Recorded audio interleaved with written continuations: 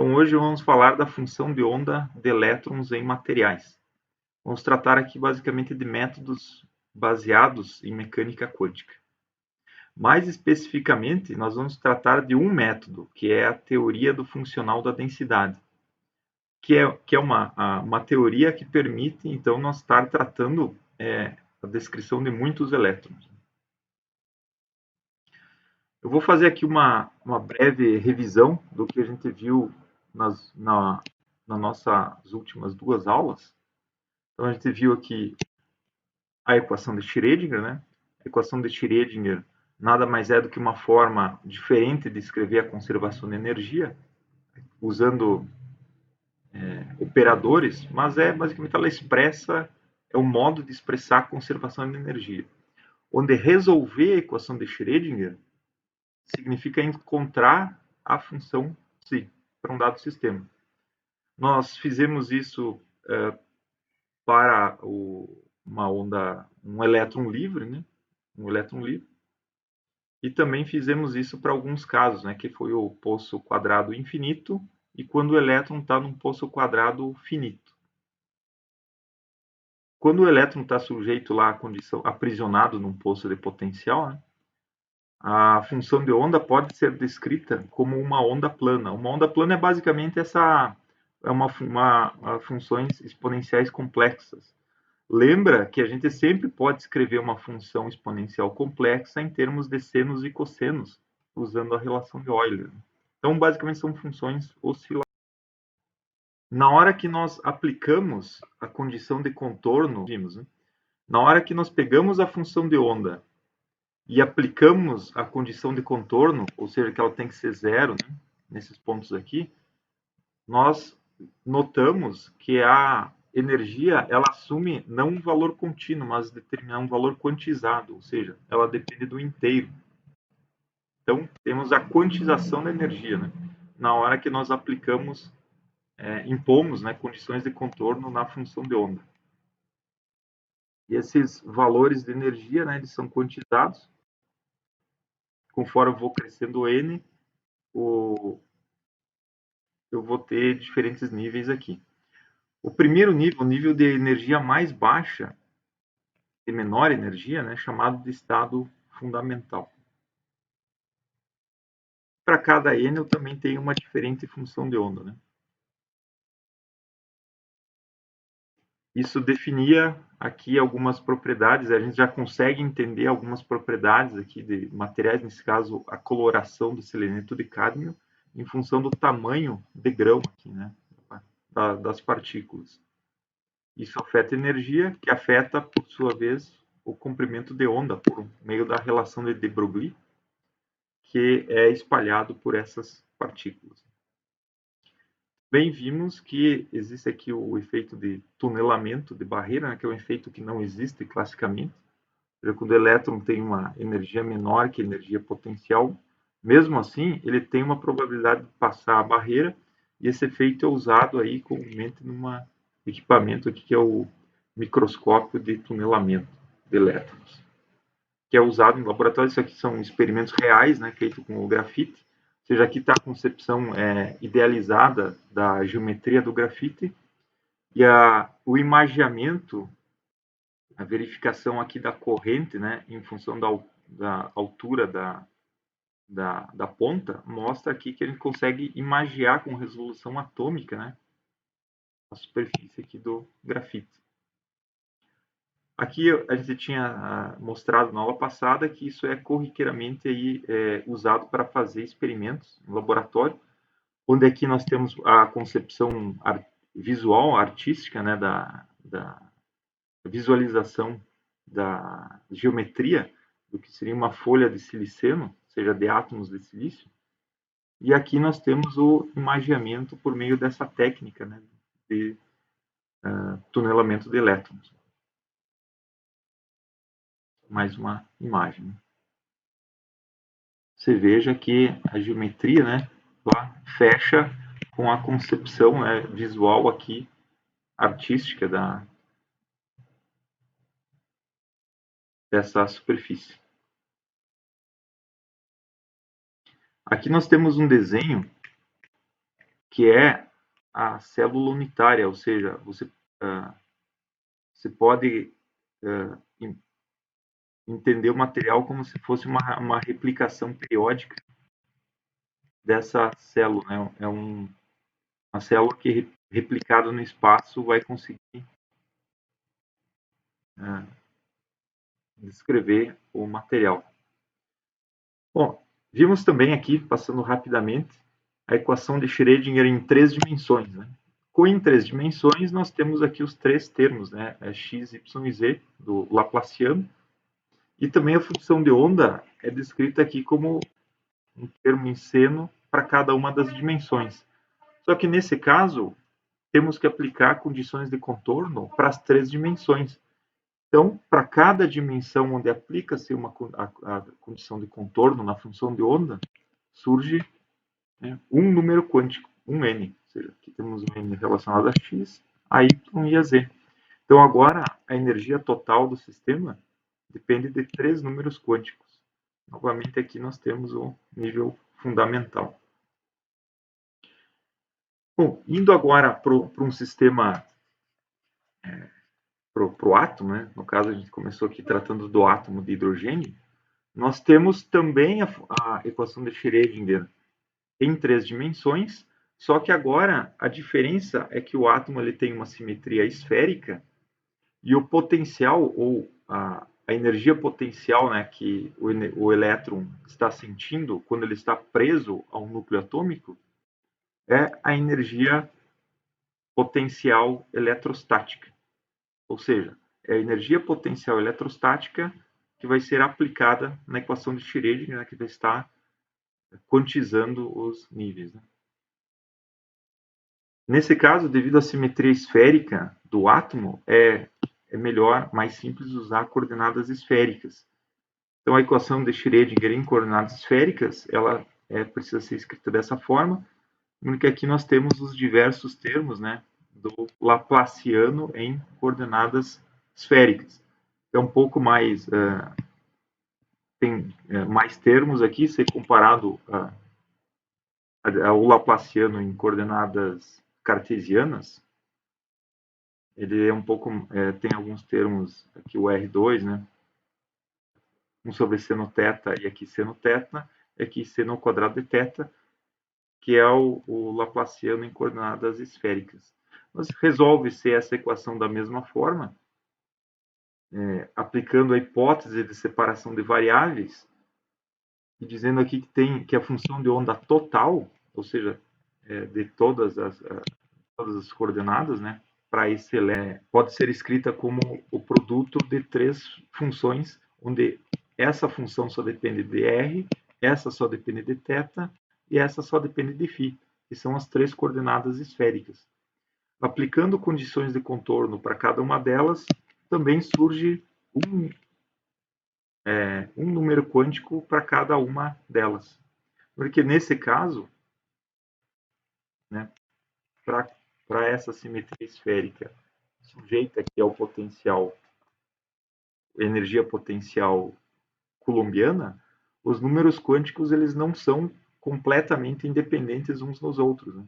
O m depende do L, né, que vai desde L até menos L, e o L ele depende, por sua vez, do N, né, que ele vai desde 0 até N menos 1.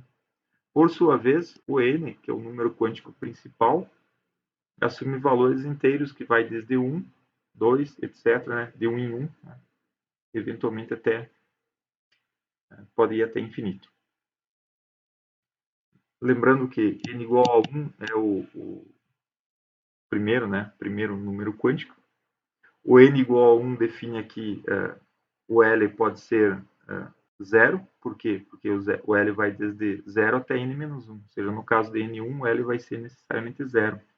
E se o L for 0, o m vai ser necessariamente assumir valores aqui que vão desde L até menos L. É isso aí. Ou então, temos aqui as funções de onda, né? Para cada conjunto de números quânticos, temos funções de onda.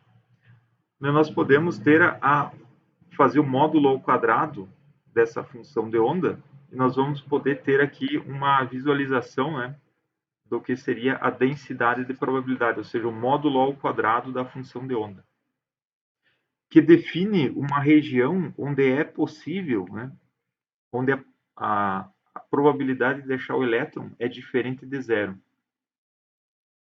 Nesse caso aqui, o L é igual a zero. Lá da química, o L0 é conhecido, o L0, né, é conhecido como orbital S. Ele tem aqui uma simetria esférica. Tem aqui os outros casos, né, quando L igual a 1, né, esse é o lá da química orbital P. Nesse caso, ele depende do ângulo, né, depende do ângulo. Por isso, ele vai ter uma dependência aqui angular, né, conhecido lá da química como orbital P. Aqui L igual a zero, conhecido lá na química como orbital S, em simetria esférica. Ou seja, essa forma geométrica que a gente vê aqui, ela define a região onde é possível encontrar o elétron, nesse caso, e essa forma geométrica do psi quadrado, né, é definida, então, né, por essas expressões, né, que dependem aqui do R e dos ângulos. No caso, quando o L igual a 1 ou L igual a 2, né, vai ser o orbital D, etc. Bom, vamos agora começar a ver um sistema, indo para um sistema onde o elétron está sujeito a não apenas, a gente não tem apenas um elétron sujeito à energia potencial, né, imposta pelo núcleo. Nós temos agora uma situação, eventualmente, onde um átomo é descrito aqui como um núcleo, e aqui eu posso ter muitos elétrons, né? Muitos elétrons, ou seja, fora o hidrogênio, o hélio, o carbono, enfim, subindo na tabela periódica, eu vou ter diversos elétrons. Né? E como é que eu vou conseguir contabilizar isso? E eventualmente eu posso não ter uma situação de um material, eu não tenho apenas o elétron sujeito aqui à interação entre os elétrons do mesmo átomo com o núcleo. Em um material, eu vou ter vários átomos ligados quimicamente uns com os outros. Então, eu vou ter ligações químicas aqui, onde o elétron deste átomo aqui, ele interage com os elétrons, ele pode interagir, né, com os elétrons deste mesmo átomo, ele interage com o núcleo deste átomo, onde ele está, mas esse elétron, eventualmente, ele pode fazer aqui ele pode estar interagindo com elétrons do átomo vizinho. Isso resulta daí na formação de ligações químicas, ou seja, o elétron interage também com os outros elétrons dos outros átomos. E eu vou ter que contabilizar todos esses termos, né, na nossa equação. Como que a gente pode fazer isso? Contabilizando todos os termos, ou seja, no termo de energia, a gente pode ter aqui um termo que descreve a energia cinética de cada um dos elétrons, né? A energia cinética dos elétrons. Eu vou ter que ter um termo que descreve a energia cinética dos núcleos. Eu vou ter que ter um termo que descreve a energia de interação elétron-núcleo, ou seja, elétron, né, núcleo. Vou ter que ter um termo que descreve a energia de interação elétron-elétron, né, a energia potencial de interação elétron-elétron. E eu também vou ter que ter, para quando eu tenho o caso do material, o termo de interação núcleo-núcleo. Ou seja, eu tenho interação potencial eletrostática núcleo-núcleo, tenho energia potencial de interação eletrostática elétron-elétron. O elétron pode estar interagindo com os elétrons do mesmo átomo ou dos átomos vizinhos. Também tenho a interação eletrostática elétron-núcleo e os termos de energia cinética. Então você veja que é possível fazer essa descrição, mas veja que quando eu tenho muitos elétrons, né, e eventualmente muitos núcleos, o sistema ganha em complexibilidade. Né? Bom, é comum aqui para tentar aqui de etapa em etapa, chegar a uma situação onde seja possível equacionar e resolver uma situação desse tipo, é natural aqui fazer algumas aproximações que vão tornar possível, né, resolver esse sistema. Uma delas, que a gente vai estar empregando nos nossos experimentos computacionais, é a aproximação proposta inicialmente por Born e Oppenheimer. Basicamente, ela se baseia no seguinte fato, né,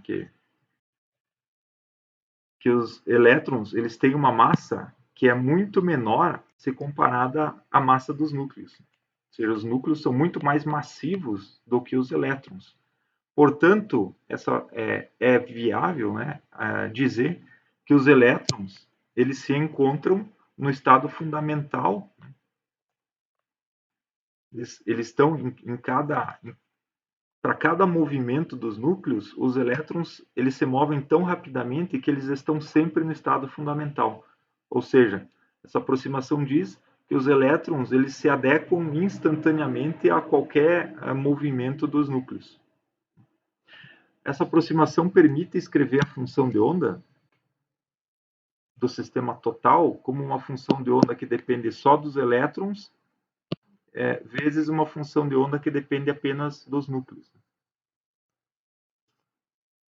Na prática, como é que isso vai ser feito? Nós podemos, para calcular a função de onda dos elétrons, nós vamos poder dizer que a energia cinética associada aos núcleos é zero, ou seja, o elétron vê o núcleo, como ele se move muito mais rapidamente, por ter uma massa muito menor, ele enxerga os núcleos como se estivessem parados, né? É dessa forma que essa aproximação vai estar tratando, ou seja, para o elétron, o núcleo tem energia cinética zero.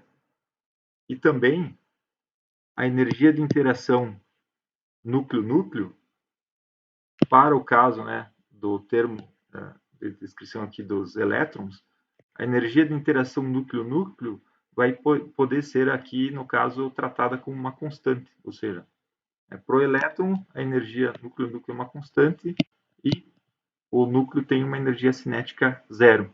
Então, a gente já conseguiu, para a descrição aqui do elétron, né, para obter a função de onda eletrônica, nós já conseguimos ter aqui uma simplificação baseada nessa aproximação. Então, dessa expressão toda aqui, nós vamos poder, nesse caso, então, descrever ela aqui como um termo de energia cinética do elétron, um termo de energia potencial elétron-núcleo e um termo de energia potencial elétron-elétron. Então, os termos associados ao núcleo já sofreram apenas ao núcleo, né? Já sofreram aqui uma grande simplificação. Bom, mas mesmo assim, ainda está bastante difícil resolver o problema. Bastante difícil não, basicamente impossível. Aqui eu tenho algumas informações, inclusive algumas citações de personagens ilustres, né, da teoria quântica, como aqui o Dirac, né, que cita o seguinte, que a teoria de Schrödinger, né, é um arcabouço teórico muito robusto para tratar materiais. Que a solução, na hora que você acha a psi para um conjunto de elétrons e núcleos, você tem toda a informação do sistema. Entretanto, ela não pode ser aplicada mesmo nos casos mais simples, porque analiticamente ela é basicamente impossível, né, de ser resolvida. Então, a equação de Schrödinger ela é muito robusta do ponto de vista teórico, mas ela só apresenta a solução analítica para os casos mais simples, né, os casos muito particulares. A gente viu alguns deles aqui, né, que é o elétron aprisionado, um elétron isolado, né, um elétron livre, um elétron preso num potencial, ou seja, casos muito específicos, muito particulares. Mas veja, se você tem um material Mesmo moléculas mais simples, por exemplo, aqui como o CO2, né? O CO2 tem aqui o átomo de carbono e 2 átomos de oxigênio. No caso, ele vai ter 22 elétrons, né? Se você, como aqui você está no espaço tridimensional, em 3 coordenadas, você vai ter aqui, a sua solução vai ter 66 graus de liberdade, ou seja, 3 vezes 22, 66 graus de liberdade. É basicamente impossível, né? Você consegue resolver uma equação que tenha uma variável. Né? Nesse caso, ó, a complexibilidade que você tem apenas para uma molécula. Né? Quem dirá sistemas com mais okay. A teoria de Schrödinger é a teoria perfeita, no caso que tudo, uma vez que você tem a psi para esse sistema, você tem todas as informações do sistema, porém, ela não pode ser usada na maioria dos casos. Né? Caso ela é aplicada, ela tem aplicabilidade e solução analítica apenas em casos muito simples. Né?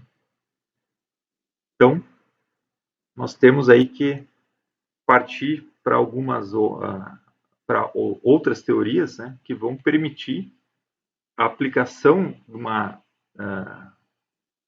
teorias aqui baseadas em mecânica quântica para conseguir as propriedades quânticas associadas com sistemas, com materiais. Então, nós temos aqui uma teoria que tem muito sucesso, é a teoria do funcional da densidade. Qual que é o cerne, né? Qual que é o coração dessa teoria? A gente deixa de estar buscando uma função de onda que descreva a totalidade de elétrons e núcleos. Né? Ou seja, lá,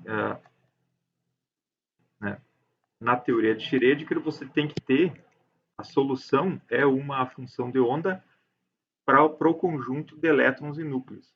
No caso, essa teoria, a teoria do funcional da densidade, ela vai deixar de buscar a função de onda para esse sistema de muitos elétrons e núcleos e ela vai buscar a densidade eletrônica, ou seja, o objeto central na teoria do funcional da densidade deixa de ser essa função de onda de muitos elétrons e núcleos e passa a ser buscar a densidade de elétrons, né, no espaço real. Essa teoria ela é baseada aqui em dois teoremas, né, propostos em 1966.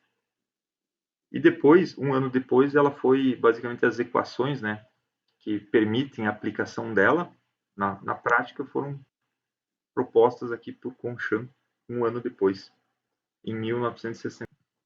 Os teoremas de Hohenberg e Kohn, lá de 1964, ainda não vai provar eles aqui. A prova, você pode estar consultando também aqui no artigo original, né, de Conchamp, que estabelece esses teoremas.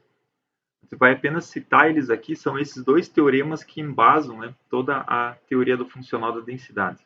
O primeiro deles diz o seguinte, né, a energia do estado fundamental, na equação de Schrödinger, é um funcional único da densidade eletrônica. Ou seja, a energia do estado fundamental ela é definida, né, univocamente pela densidade eletrônica. E para a densidade eletrônica do estado fundamental, o funcional da densidade é igual ao estado fundamental. Ou seja, na hora que você conseguir a densidade eletrônica do estado fundamental, você tem o próprio estado fundamental. Ou seja, a densidade eletrônica do estado fundamental pode ser, enfim, você vai ter a energia do estado fundamental quando você tiver a densidade eletrônica do estado fundamental. Antes de ver mais detalhes das equações, aqui eu mostro para vocês um trabalho que tem uma figura esquemática que consegue resumir o que a teoria do funcional da densidade ela faz. Basicamente, esse aqui é o problema, aqui na esquerda, colocado nos termos que a gente viu lá da teoria de Schrödinger. Né? Como é que é isso? Você tem os muitos elétrons aqui que estão interagindo entre todos eles. Né? E eles também sofrem a ação de um potencial externo, ou seja, nesse caso, o potencial externo pode ser os núcleos no qual esses elétrons estão, né, sujeitos, né? E os muitos elétrons interagem com o potencial externo e também entre todos os elétrons. Como a gente viu, resolver analiticamente esse problema não tem solução, é impossível, né? Então, o que a proposta da teoria do funcional da densidade é a seguinte: você troca um problema desse tipo por um outro aqui, no qual você faz o seguinte: você trata os elétrons como elétrons independentes, ou seja, dentro do material você vai tratar o elétron como um elétron não interagente, ou seja, é um elétron isolado, porém você adapta o potencial externo de modo a contabilizar no potencial externo a contribuição da interação dos outros elétrons e dos outros núcleos. Ou seja, você adapta o potencial externo aqui para estar representando essa situação aqui. Ou seja, você troca um problema no qual você tem, aqui em Schrödinger, você tem uma função de onda única para o sistema como um todo. Nesse caso aqui, você vai ter N funções de onda de elétrons independentes. Mas cada elétron independente está sujeito a um potencial externo que é único para aquele elétron, que é basicamente constituído de todos os outros elétrons e também de todos os outros núcleos. Então, o que essa proposta do Kohn-Sham ela faz? Ela parte para resolver um problema, né, que mapeia o sistema interagente em um sistema não interagente.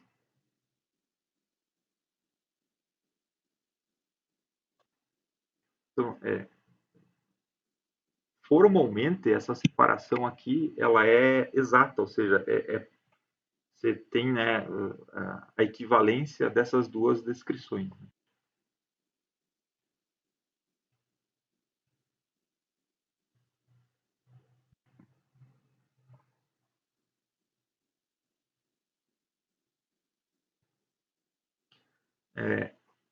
Basicamente, então, aqui, se a gente pudesse sintetizar tudo isso numa frase só, é basicamente isso. Nós sabemos resolver o caso lá de partícula única, né? A teoria de Schrödinger aplicada para partícula única. Então, aqui o que se faz é o seguinte: quando você tem muitas partículas, a gente vai basicamente usar o equacionamento para resolver partícula única para resolver tudo, né? Ou seja, fazendo essa transição aqui, né? Ou seja, vamos tratar cada elétron de forma individual, mas contando no potencial externo o efeito de todo o resto do sistema. Bom, como que vamos fazer isso? Eu tenho aqui agora a equação tipo Schrödinger, que vai resolver, que vai determinar aqui cada uma das funções de onda de cada um dos elétrons, né? Só que esse elétron, nós temos que fazer aqui uma separação de variáveis para conseguir equacionar. Você separa o seu sistema em uma parte que é conhecida e outra que não é conhecida. Essa parte que é conhecida, basicamente, é os termos que são possíveis de serem calculados, né? Que é o quê? A energia cinética, a interação elétron-núcleo, elétron com os núcleos, ou seja, só que aqui escrita nos termos, né, da proposta do Hohenberg-Kohn, ou seja, né, usando aqui a densidade eletrônica e também a interação elétron-elétron, escrita aqui também em função da densidade eletrônica, ou seja, elétrons por unidade de espaço. E também um termo constante aqui, que é devido a... Você separa os termos em energia numa parte conhecida e uma desconhecida, para fazer essa transição, né? Para ir do sistema interagente para o sistema não interagente. Só que você consegue calcular, então, esses termos aqui, só que tem a interação elétron-elétron, ela tem termos que não podem, né, que não são conhecidos, né? Ou seja, se você fazer essa separação aqui, você tem termos aqui que são conhecidos como termos de troca e correlação, que eles não podem, enfim, a gente não tem de como eles podem ser escritos. Porque aqui os termos de partícula única, né, ou seja, a energia cinética de um elétron isolado, porém, no sistema real de elétrons interagentes, a energia cinética ela não é apenas a energia cinética de um elétron isolado, ela vai também depender da interação com os outros elétrons. E da mesma forma, né, os outros termos, né, de interação coulombiana. Então, nós criamos aqui, separamos todos esses termos devido à correlação, ou seja, o que esses termos de energia de partícula única diferem do sistema real é jogado, real interagente, né? É jogado aqui num termo que chama termo de troca e correlação. Ou seja, tudo o que diferir do sistema de partícula única para o sistema interagente, se joga tudo isso num termo aqui de troca e correlação. De modo que a equação tipo Schrödinger ela fica da seguinte forma, nessa proposta, né, de Conchamp. Temos aqui um primeiro termo, que é o termo de energia cinética de elétron não interagente. Temos aqui um termo de energia potencial, que é o termo de energia potencial de interação do elétron, os núcleos atômicos. Temos aqui um outro termo, que é de interação elétron-elétron, ou seja, é o elétron interagindo com a densidade eletrônica, né, do meio. E temos um outro termo aqui, que então tudo que é de partícula, que não é de partícula independente, cria-se esse termo aqui para jogar nele toda a informação que é de partícula, que não é de partícula independente. E esse termo aqui, ele não é conhecido, portanto, usa-se uma aproximação para ele. Tem aqui algumas aproximações propostas na literatura. Nós não vamos entrar aqui em detalhes de como elas são construídas. Tudo que diferir do sistema de elétrons não interagente vai ser jogado nesse termo aqui. E esse termo é feita uma aproximação para ele. Então, cria-se aqui, né, a energia cinética e a energia potencial para ser colocada numa equação tipo Schrödinger para estar, então, funções de onda de elétron independente. Mas é um elétron independente sujeito a um potencial externo imposto pelo meio.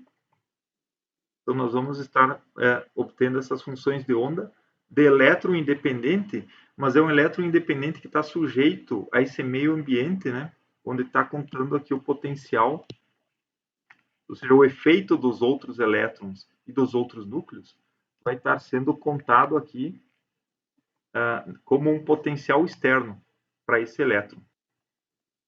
E aqui é a energia cinética do elétron não interagente, que obviamente é diferente da energia cinética do elétron interagente. E, portanto, a diferença é jogada também aqui dentro desse termo que a gente vai fazer uma aproximação para ele. Então, tem essa separação de variáveis que é o que permite, né, estar equacionando esse problema, que de outra forma, se fosse olhado lá à luz da teoria de Schrödinger, voltando aqui rapidamente, resolver a equação de Schrödinger colocando todos esses termos basicamente não é possível, né, de obter essa solução. Então, esse é um modo que é então possível, mediante aqui essa aproximação, né, essa separação de variáveis, estar obtendo as funções de elétron, as funções de onda para o elétron não interagente. Bom, se a gente soubesse esse termo aqui, que a gente está chamando de termo de troca e correlação, ou seja, ele conta o quanto é diferente a energia, o potencial de interação desse elétron não interagente para o que seria o sistema interagente. Se ele soubesse esse valor aqui exato, nós, essa equivalência aqui seria completamente exata. Porém, como não se sabe exatamente quanto vale esse termo de troca e correlação, ou seja, é uma aproximação, eventualmente as propriedades que nós vamos estar obtendo, no caso, a energia do estado fundamental, ela vai diferir, né? Em princípio, ela não vai ser exatamente o mesmo valor que seria obtido resolvendo exatamente a teoria de Schrödinger, como a gente já tinha visto. Porém, nós vamos ver que, na verdade, uma aproximação que dá valores aqui muito bons, ou seja, é uma aproximação, mas que, para os valores que a gente vai calcular, a gente vai ver que é uma boa aproximação. Né? Enfim, a gente perde um pouco vai perder alguma informação, mas é uma aproximação muito boa. Isso a gente vai estar vendo ao longo dos experimentos computacionais que a gente vai parar. Essa figura da literatura, ela consegue representar muito bem o coração aqui, né, do procedimento de Conchan para obter essas funções de onda para elétron não interagente e, a partir dela, obter a densidade e, então, obter a energia do estado fundamental. Como que é feito isso? Você que Kohn e Chan propuseram para estar obtendo, né, essas funções de onda de partícula independente e com elas, né, as propriedades do sistema. Né?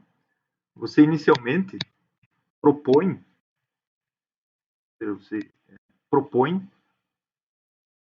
uma densidade eletrônica inicial. Você literalmente propõe um valor inicial, que certamente não é o valor que é exato, né? Mas a partir dele, ele é usado como um ponto de partida para você estar depois otimizando, né? Otimizando essa densidade eletrônica. Então, a partir de uma densidade eletrônica inicial proposta, você cria o potencial de Conchan, que é através dessa equação aqui. Então, com a densidade eletrônica proposta inicialmente, você calcula o potencial aqui de interação, o termo de interação elétron-elétron, né, mediante uma densidade pro meio que é proposta inicialmente. Você também calcula aqui o termo de troca e correlação, o termo potencial que representa a contribuição da interação elétron com os núcleos. Então, basicamente, você tem um potencial, né, aqui, que é o potencial. Então, você resolve equações desse tipo aqui. Ou seja, são equações tipo Schrödinger. Tipo por quê? Porque não é mais a teoria de Schrödinger lá como o Schrödinger propôs. Aqui você está resolvendo uma equação tipo Schrödinger, porque ela é adaptada, né, para tratar um sistema interagente como se fosse não interagente. Mas veja que a forma da equação de Schrödinger é exatamente a mesma daquela que a gente tinha anteriormente. Só que agora nós vamos resolver não uma, mas várias. Ou seja, para cada elétron a gente vai estar resolvendo uma equação desse tipo. Onde aqui vai ter a energia cinética do elétron não interagente, e esse termo de energia potencial aqui é colocado aqui, onde ele tem um termo, esse termo aqui que representa a interação do elétron, né, com os núcleos, e esse termo aqui que representa a interação do elétron, né, com a densidade de elétrons devido aos outros elétrons, né, a densidade de elétrons do meio. E também esse termo aqui que é usado uma aproximação. Então, basicamente, é o potencial, ou falando mais formalmente, a energia potencial que esse elétron sente, percebe, devido a esse meio ambiente onde ele está inserido. E é essa energia potencial, então, que é colocada aqui, somada aqui com a energia cinética do elétron não interagente, vai ser possível, então, resolver essa equação, que aí sim recai naquele, exatamente, num problema, exatamente não, mas muito semelhante àquele problema que a gente já tinha feito do elétron isolado, né? O elétron isolado dentro de um poço de potencial finito. É uma equação do mesmo tipo. Então, resolve-se essa equação aqui para cada um dos elétrons que está dentro do sistema. Ou seja, vai ter várias. A gente não tem mais uma função de onda aqui, a gente vai ter n funções de onda para cada um dos n elétrons. Né? Então, a gente vai ter um conjunto daí de n funções de onda. Com essas funções de onda aqui, é possível calcular a densidade eletrônica, usando justamente essa equação aqui. Ou seja, o módulo ao quadrado da função de onda, que é a densidade de probabilidade, né? Se a gente fizer isso e somar para todos os elétrons, isso aqui é a densidade eletrônica, ou seja, a densidade de probabilidade, a densidade eletrônica naquele ponto R. Ou seja, a partir então do módulo ao quadrado, do somatório do módulo ao quadrado de todas as funções de onda, você vai ter aqui a densidade eletrônica para cada ponto no espaço. Bom, e basicamente essa função de onda aqui é comparada com essa que você tinha anteriormente. Se ela é diferente, você diz, opa, mudou da proposta inicial. Então ela é igual a outra? Não. Se for não, você volta aqui para cima e usa essa densidade agora para recomeçar o processo. Calcula novamente esse potencial de partícula, obtém as funções de onda, com ela calcula o módulo ao quadrado das funções de onda, soma todas e obtém uma nova densidade. Compara ela com a anterior. E você vai fazendo isso num ciclo. Até que a função de onda de um determinado ciclo ela seja igual à função de onda do ciclo anterior. No momento que isso acontecer, você diz que a sua densidade eletrônica convergiu, ou seja, ela não está mais mudando, né? Não está mais sendo alterada de ciclo para ciclo. No momento que isso acontecer, essa é a sua densidade eletrônica do estado fundamental. Né?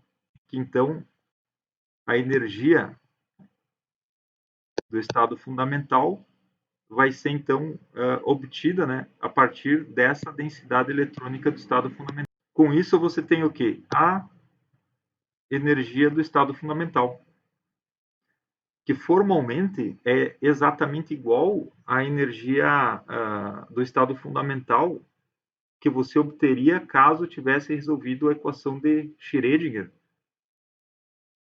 tal qual como proposto por Schrödinger, né, para o sistema de elétrons interagentes.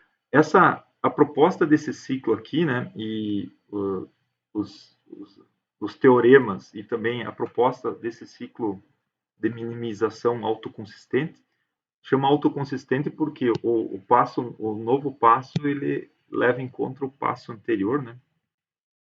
acabou resultando aqui no Prêmio Nobel de Química, né, para o Walter Kohn aqui em 98. Ou seja, é um procedimento,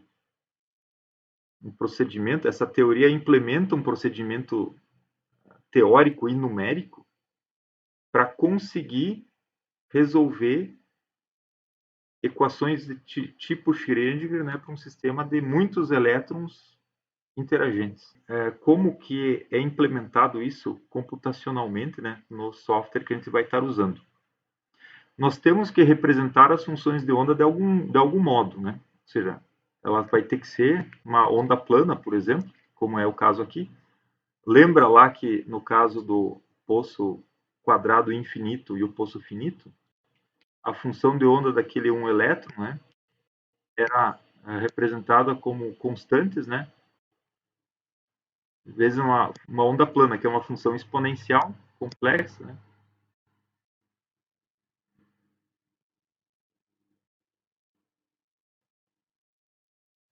é uma onda plana. Então é uma onda plana desse tipo aqui, né, uma função oscilatória.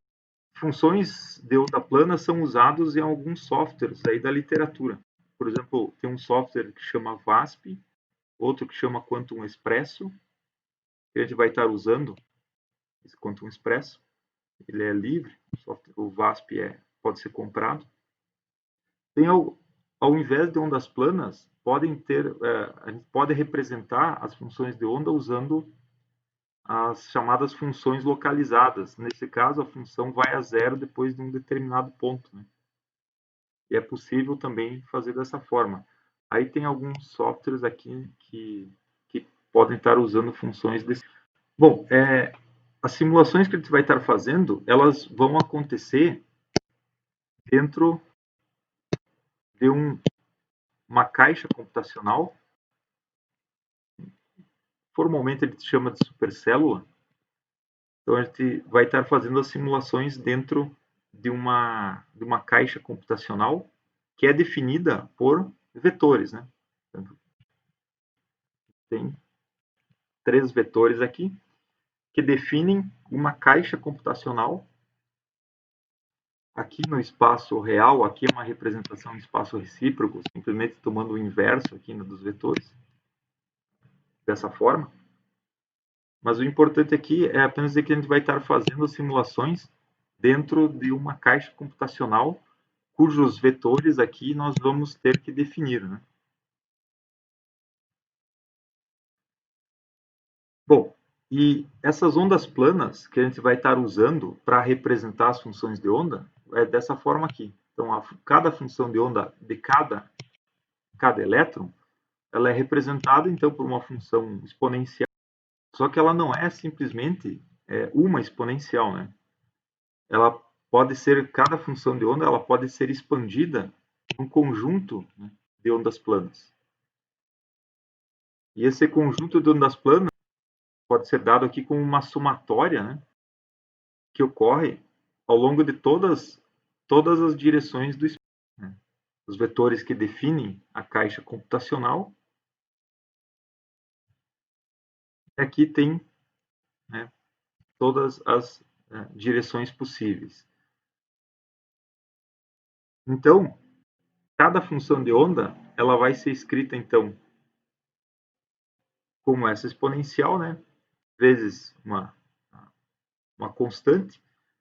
Só que nós podemos usar, eventualmente, várias funções dessas, né? Ou seja, a função de onda pode ser representada, ou vai ser representada, por um somatório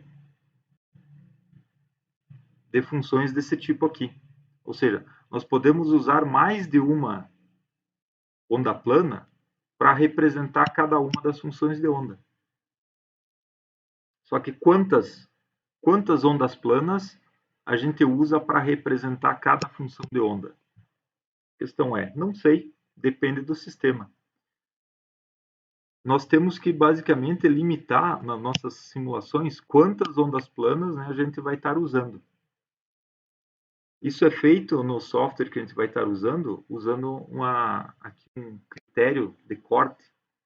Então, basicamente, a gente atribui uma energia de corte, segundo a qual essa energia de corte, por meio dessa relação, ela estabelece um determinado número de corte de ondas planas.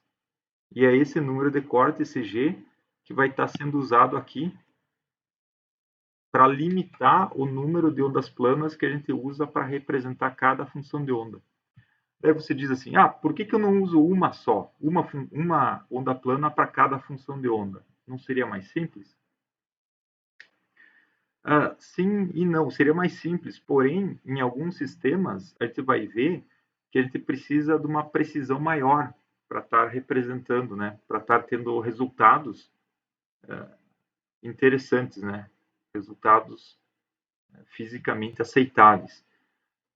Então, normalmente, o que a gente faz é ir aumentando o número de ondas planas que representa cada uma das funções de onda. A gente faz isso como? Aumentando dentro do software um parâmetro aqui que a gente chama de energia de corte. Então, aumentando a energia de corte, a gente vai estar inserindo mais ondas planas para representar cada uma das funções de onda. Voltando nessa figura aqui, né? Então, a gente pode estar... Aqui tem, por exemplo, uma onda plana. Nós podemos, então, colocar 2, 3, 4, enfim, mais ondas planas, né, no sistema. E isso vai aumentar a precisão da nossa simulação. É claro que se eu usar, por exemplo, chega um momento que a precisão chega num limite, né? Eu vou... Deixa eu ver. Tem uma figura aqui que representa isso. Então, se eu vou aumentando a energia de corte, por exemplo, a minha energia total, ela vai aumentando a precisão. Só que ela chega num dado ponto que ela não muda mais. Então, eu digo, eu vou usar esse valor. Por quê? Porque é o menor valor possível para o qual as propriedades aqui, a propriedade do meu sistema não muda mais. Então, eu digo que eu atingi a convergência, né? Convergência para esse caso. Ou seja, eu tenho que selecionar uma energia de corte que me dê propriedades, né, que estejam convergidas, né, em relação a essa energia de corte. Então, é basicamente esse parâmetro aqui que a gente tem que selecionar na nossa conta para que a gente tenha, consiga obter as propriedades aqui, né, de uma forma convergida. Né? Bom, indo aqui para mais um ponto, mais uma aproximação, a gente já comentou de várias, né, várias não, a aproximação de Born-Oppenheimer e a aproximação de troca e correlação que vem justamente da separação, né, do sistema interagente para um sistema não interagente. Tem uma outra muito importante, uma outra aproximação muito importante, que é a aproximação aqui do pseudopotencial. O que é essa aproximação? Um átomo, então, ele é, por exemplo, um núcleo com vários elétrons. Só que será que a gente precisa descrever explicitamente as psis para cada elétron nesse átomo? A questão é não. Para a situação que a gente está interessado, não é necessário fazer isso. Porque, por exemplo, os elétrons que estão em níveis de energia mais próximos ao núcleo, eles não participam das ligações químicas. As ligações químicas nos níveis eletrônicos, né, mais distantes, né? Então, eu só preciso calcular as funções de onda para os elétrons que vão participar efetivamente das ligações químicas. Os elétrons que estão presos lá bem próximo ao núcleo, eu não preciso calcular explicitamente as funções de onda para eles. Então, o que acontece? Eu posso somar a contribuição no potencial do elétron que está próximo ao núcleo, no núcleo. Aí eu tenho um pseudopotencial, ou seja, eu vou ter um potencial efetivo, né? Que eu chamo de potencial de caroço. Que ele conta o quê? Ele conta a contribuição do núcleo mais dos elétrons que não participam das ligações químicas. E eu vou, então, calcular, por meio do procedimento de Conchan, as funções de onda apenas para os elétrons mais externos, que participam efetivamente da ligação química. Então, o que eu tenho? Eu tenho aqui a função de onda, eu substituo, né, o potencial e também a função de onda por um potencial e uma função de onda que é efetiva depois de um dado raio. Ou seja, eu não vou ter a descrição explícita do elétron a partir, né, de um determinado raio. Quer dizer, vai ser a função real, né, vai ser substituída por uma função efetiva aqui, né? Claro que tem alguns critérios para fazer isso. Por exemplo, ela tem que ser suave, né? E também o potencial, né? Ou seja, a carga do elétron encerrada vai ter que ser respeitada, né? Eu não vou poder ter variação na carga do elétron, né? Mas é basicamente isso. Eu contabilizo a contribuição dos elétrons que estão próximos ao núcleo, mais o núcleo, como se fosse um potencial que eu chamo aqui de um potencial de caroço, né? Ou seja, eu tenho os elétrons de caroço, que são, posso chamar dessa forma, os elétrons que estão próximos ao núcleo, né? Então, eu somo a contribuição deles no núcleo para ter aqui o meu pseudopotencial. Ou seja, é o pseudopotencial que ele que vai estar, então, atuando sobre os elétrons mais externos, que são os elétrons onde efetivamente eu vou estar interessado em obter as funções de onda, porque são esses elétrons que vão participar das ligações químicas. Tem duas classes de pseudopotenciais, basicamente que elas estão relacionadas aqui com a possibilidade ou não de permitir trocas de carga entre a região de caroço ou não. São duas famílias, né, de pseudopotenciais, mas que basicamente as duas funcionam muito bem para os problemas onde nós vamos estar tratando, né, os nossos. Então, agora eu vou tentar sumarizar aqui nessa transparência qual é o contexto geral, né, do que nós vamos estar fazendo. Então, nós vamos fazer cálculos em supercélula usando condições periódicas de contorno. Ou seja, nós vamos ter que definir vetores, né, no sistema de coordenadas cartesiano, dentro do qual o nosso sistema de elétrons e núcleos vão estar dispostos. Por exemplo, aqui eu tenho um exemplo onde aqui é a visão aqui lá usando um microscópio de tunelamento de elétrons. Então, a gente vai ter que representar a célula unitária, ou seja, o nosso sistema de coordenadas, né, vai ser definido por vetores cartesianos, no espaço cartesiano. E dentro desse espaço cartesiano, nós vamos ter que definir posições dos núcleos, né, posições dos átomos dentro desse sistema cartesiano. Ou seja, nesse exemplo aqui, para representar esse material, foi colocado os átomos aqui nesses pontos, né? Ou seja, define-se vetores, que vai basicamente aonde a simulação vai se passar, e também define-se a posição dos átomos dentro desse sistema de coordenadas. É isso que tem que ser informado, né, nas simulações que a gente vai estar fazendo. Aqui tem esse sistema que ele é dessa forma, por exemplo, pode ser um outro sistema que é assim mesmo uma caixa quadrada, né? Aí eu coloco um átomo, por exemplo, na posição central. Se eu estou interessado em colocar um outro átomo perto, eu coloco enfim, defino, né, as posições. Lembrando que essa caixa computacional, ela tem, no software que a gente vai usar, ela tem condições periódicas de contorno. O que quer dizer isso? É tal qual como a gente aplicou as condições de contorno lá para a função de onda, né, pro elétron numa caixa. Ou seja, a função de onda e a sua derivada, elas, né, têm que ter o mesmo valor nas bordas da caixa.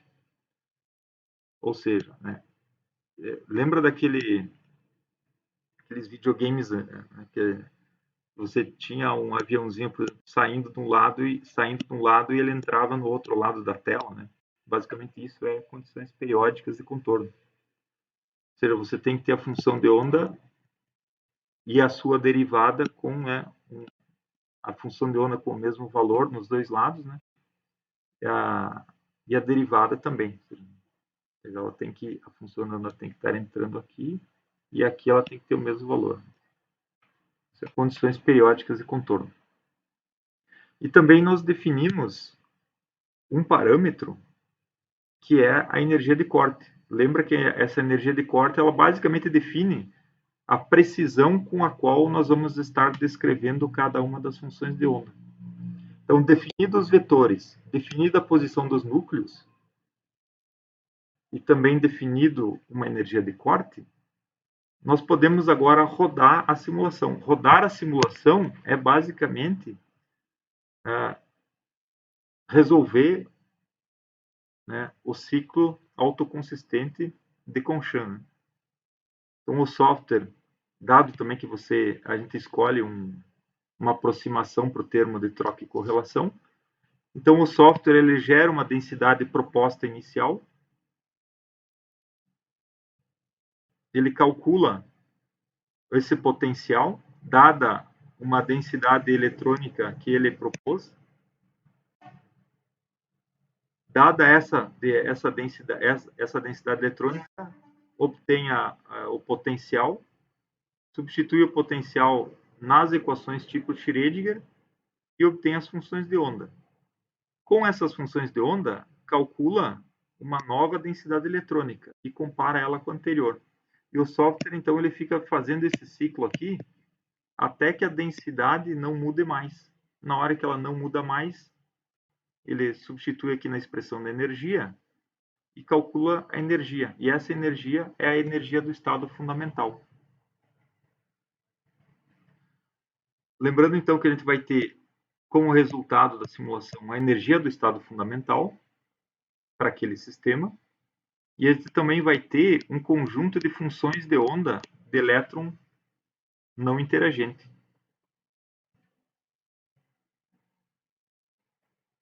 Lembra que a força, né, é o negativo, né, do gradiente. A gente pode escrever a força, né, em termos do negativo do gradiente do potencial. Então, se ele tem a energia, se ele tem o potencial, nós podemos calcular a força que atua em cada átomo. Então, nós podemos eventualmente otimizar geometrias, né, baseado aqui num cálculo de força obtido a partir do gradiente do potencial. Então, o que nós podemos ter? Nós podemos ter os níveis de energia, que são níveis de energia de elétron não interagente, mas, porém, ele é um elétron não interagente sujeito ao potencial externo, que representa o restante do sistema. Então, na prática, esses níveis de energia vão dar muita informação sobre os materiais para nós.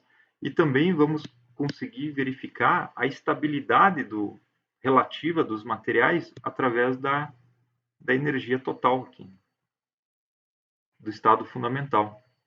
E também vamos estar podendo obter, né, a partir do cálculo da força, as geometrias ótimas para os materiais. Então, os resultados que vão ser possíveis, os resultados possíveis de serem obtidos nas simulações são, por exemplo, aqui, os níveis de energia. Por exemplo, aqui eu tenho um exemplo, que é os níveis de energia para o hidrogênio.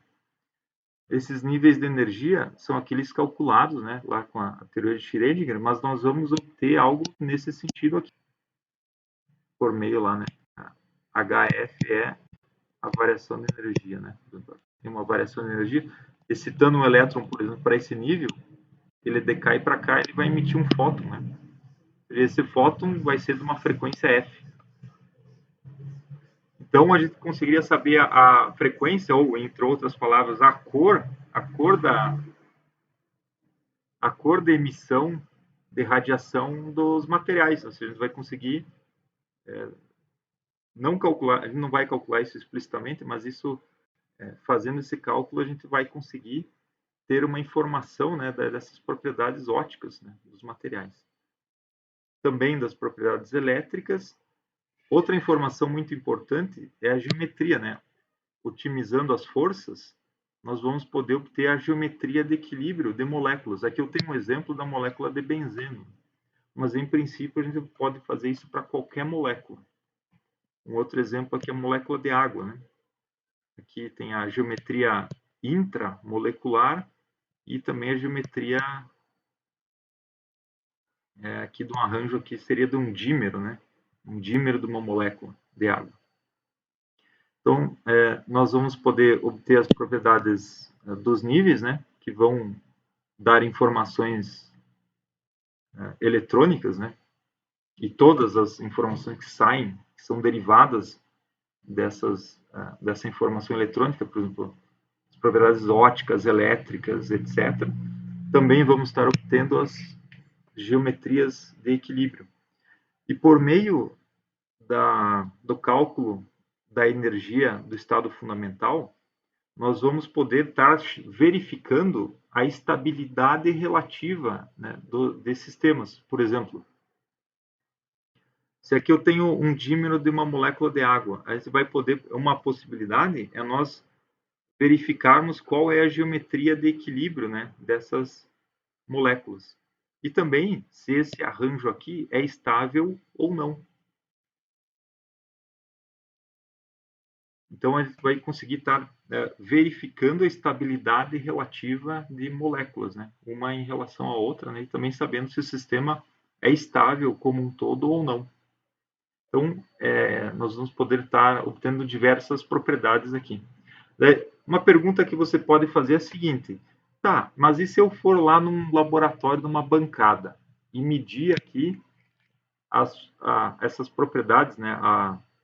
A geometria, por exemplo, de uma molécula de benzeno. Esse cálculo que a gente faz fecha com o resultado experimental? A questão é sim. Quanto? Em geral, esses cálculos que a gente vai fazer, eles têm dois, no máximo, aqui, até, pode passar um pouquinho, mas em geral eles não passam de 2% de incerteza em relação ao dado experimental. Ou seja, são cálculos com grau de precisão muito elevado. Aí você diz, por que tem 2%, né? Por quê? Porque nós estamos usando, nesse cálculo, 3 aproximações. Quais? A aproximação de Born-Oppenheimer, a aproximação do pseudopotencial e a principal delas, que é o que gera esse erro aqui, que é a principal responsável por esse erro, é aquela separação de variáveis que a gente tem que fazer para conseguir tratar o sistema como um sistema de elétrons não interagentes. Ou seja, a gente calcula a energia cinética de elétron isolado e joga o que é diferente disso naquele sistema de troca e correlação. E a mesma coisa para o sistema de interação coulombiano. Então, essa separação de variáveis, né, faz com que a gente tenha que aproximar aquele potencial que a gente chama de troca e correlação, que é onde a gente joga toda a informação que é devido à interação, né, entre os elétrons. Então, a gente aproxima esse termo e isso acaba gerando um erro de 2% em relação ao, ao cálculo que não teria essa aproximação e também em relação ao experimento, como uma ferramenta muito útil para estar pesquisando propriedades elétricas, eletrônicas, geométricas de estabilidade de materiais. É isso aí, pessoal.